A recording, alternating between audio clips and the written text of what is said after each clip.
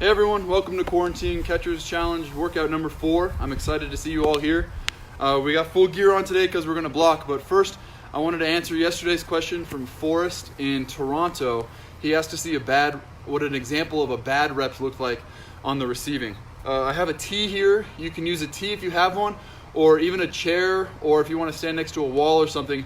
I just have this here as a visual. The key is most of the time when catchers, especially young catchers, are receiving, it feels like this is the natural spot to bring every ball to because it's straight in front of your chest, leaning at an angle, it's right between the knees. But if we have that, this height on my body is right about where these screws are on this tee, and if I was gonna stand up, my knee is above that. So what feels like the natural position to frame every ball to is too low, that's still a strike. So what I'm gonna do is, on this tee, my knee's about here, I'm gonna put this ball on the tee, it's about 2 inches above the bottom of the strike zone. And when I receive every ball, instead of bringing it to what feels like a natural spot, I want to use this visual and make sure I'm bringing every ball at least that high. We're framing it to 2 inches above the bottom of the strike zone, so it's no doubt a strike. We're not going to leave any doubt in the umpire's mind. So my wife Jamie's going to throw me a couple pitches. I'm going to give you an example of a good one and a bad one from the last couple of days. I'm seeing a lot of bad ones in the video. People bringing these balls, especially the pitch that's already low, you bring it even more down. Instead of that, I want you guys to bring it up. Or if it's already at the right height, don't bring it any farther down. James, can you throw me a couple to the side? A couple of the other ones I've seen, even on the balls on the side, you guys are bringing it back to the middle, but you're bringing it down like this. If you're gonna bring it to the side, make sure you're bringing it to the right height also. One more to the side. Okay, so that's an example of a good and bad one when receiving, and a good way to use a visual to make sure that for whatever height you are, the other players your age group are probably similar heights. Make sure you're bringing it to the right height. There's a visual for you, a tee or a chair. Also, what I'm seeing when people are blocking, a lot of people are doing the push the knees forward form of blocking. I'll turn sideways so you can see what I'm doing. Push the knees forward or fall forward technique. People talk about gaining ground on a curveball or a ball that bounces way in front of you. While that's true, it's not fast and it's not a very athletic move. It's more of a fall, and you can't really control it. So instead of falling forward like this, we really want to replace the feet. It's a more athletic movement. Bam. Kick those feet out from behind you. Put the knees right down where the feet were. And if you need to gain ground because the pitch is way out in front of you, you can still do that. Bam. But it's a hop, not a fall. It's an explosive athletic movement. So with that, let's get into today's drills. The punching versus that was the other question. Oh, also, one more question. We had a question about catching it really deep or going out and getting it. Have a ball, Jane. Thank you. The pitcher is throwing overhand, so every distance that ball, every inch that the ball keeps going forward, it keeps going down. So on the low pitch and the average pitch, you want to go out and get that. The average height pitch, you want to go out and get that before it gets too low, or else the ball keeps traveling, it keeps getting lower and lower the deeper you get it. The only pitch you do want to catch really, really deep is the high pitch because it keeps coming down the deeper you let it get, and that's the one that you get low. We don't want it to be a punching, jabby, unathletic movement, but you do want to catch it out in front so that you get it before it gets too low. Starting with today's drill, we're in full gear, we're going to block. I'm going to throw my mask on here, so I won't be able to talk for a while, but I want you guys to do sets of 10 to 12 blocks.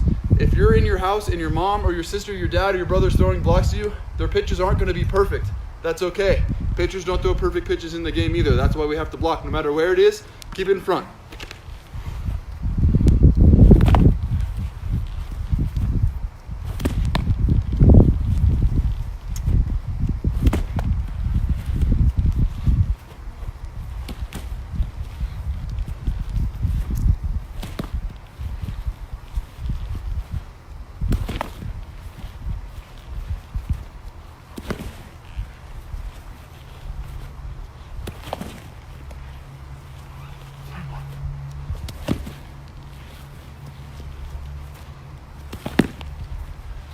Last one.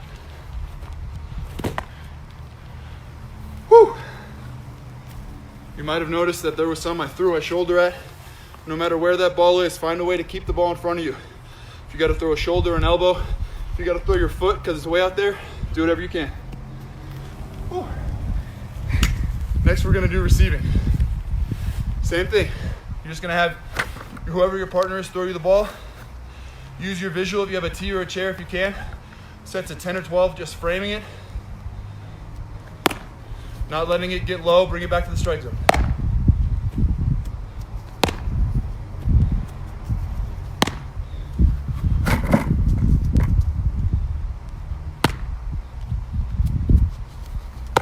Should probably have your mask on for this too, but I took mine off so I could talk to you. Leave that mask on for these.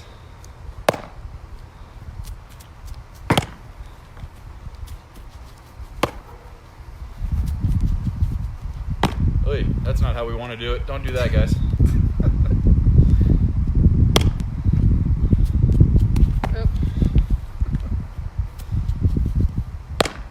I'm in my non-blocking stance right now. 2 more.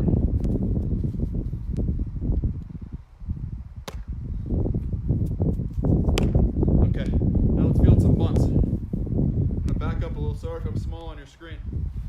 One thing I saw, guys, when we were fielding, when we were blocking and retrieving, was a few of you guys were running straight at the ball. When you got up and trying to field it like this, you're putting yourself in an unathletic position and kind of asking for yourself to fall over and be embarrassed. It's not what we want to do. Anytime we field a bunt or we get up and we field a block, we always want to keep the ball in front of us. And that means it's not between our feet, our chest is over the ball, our knees are bent. This is an athletic position. We can scoop the ball with 2 hands, and only if it's not moving we can eagle claw it. Push it into the ground to make sure it gets deep into your hand, and then stay athletic, move your feet and throw. I have my net set up over at first base today. Jamie's gonna throw me some bunts. Keep the ball in front of you. If it's still moving, scoop it. Ready? Yes.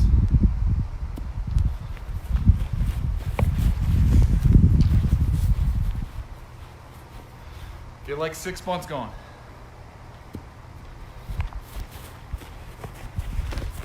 It's down the third base line. You want to turn towards your left side so that you can continue throwing. You don't want to have to get around it. That's too far to travel.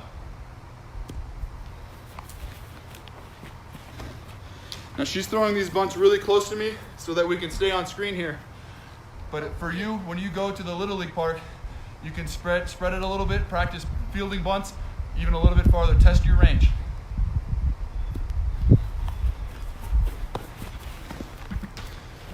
Go 2 more.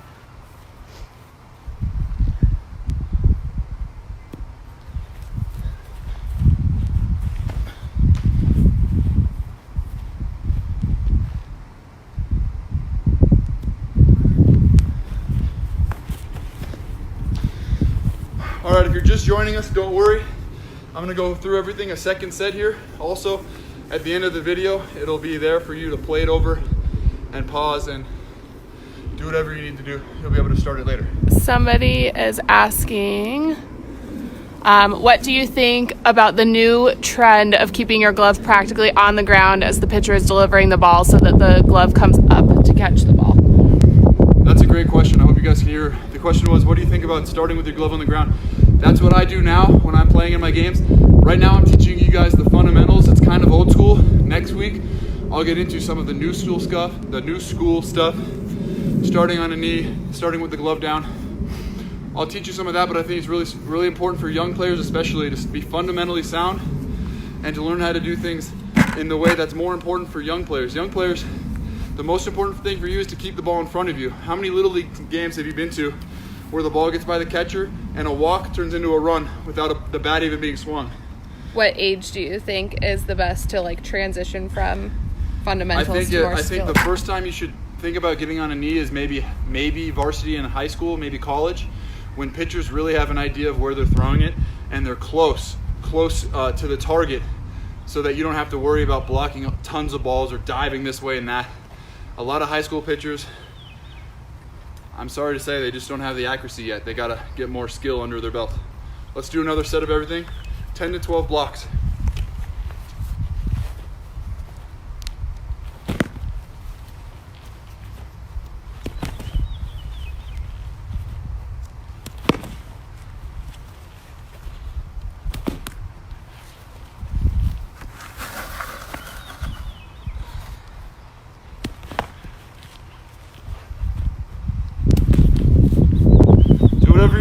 in front.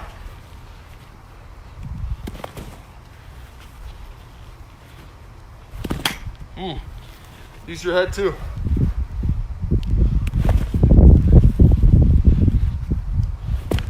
Oh, she beat me on that one. One more going. Woo. All right. Keep your mask on for receiving. 10 to 12 here. I'm just gonna take it off so I can talk to you. You guys might notice I have this Force 3 mask. It has the springs on the side. This is the best thing on the market for protecting your kid's head. I'll never wear anything else.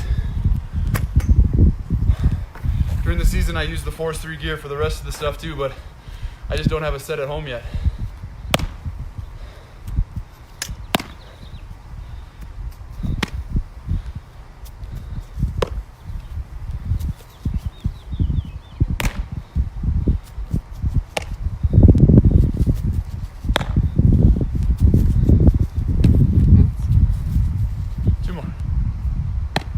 Last one. All right, field a couple bunts. We'll get you guys out of here.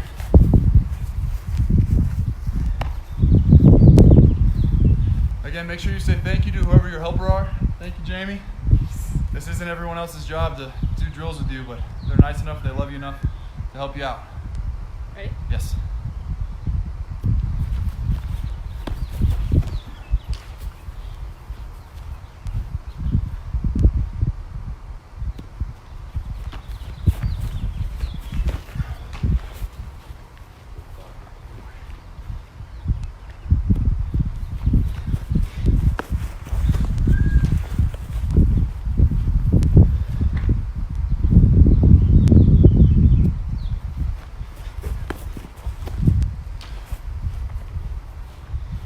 Last one, we'll see if there's any more comments to answer, questions.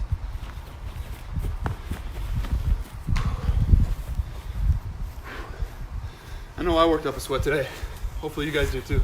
How much work daily is good for a 13-year-old for their knees to stay healthy?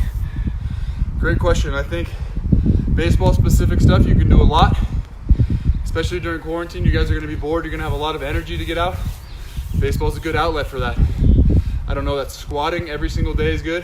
Depends on how much you're growing. I think either Friday or Monday I'm going to do some strength and self-care exercises to help you guys understand how to take care of your bodies, because that's really important too. All right, see you guys tomorrow.